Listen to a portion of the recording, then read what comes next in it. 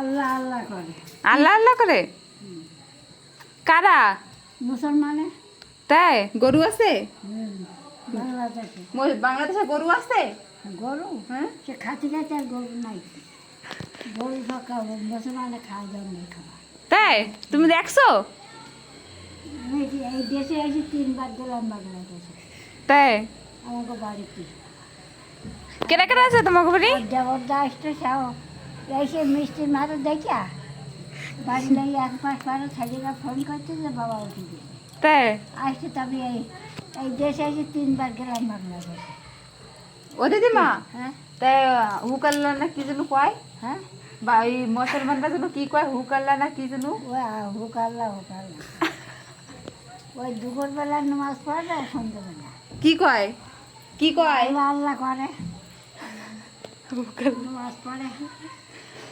তাই? মুসলমানের গরু খাতে গেছে, গরু নেই। তা তুমি চলো আমার সাথে যাবা? ওই এক উঠোনে হিন্দু মুসলমান সব এক উঠোনে বসত করতেছে। ও দিদিমা, তুমি আমার ঘরে যাবা? হ্যাঁ, আমার ঘরে যাবা? তোকে বাড়ি হ্যাঁ। যাবো সব জায়গায় এখন। তা চলো নিয়ে যাবো, গাড়ি নিয়ে আইসি নিয়ে যাবো।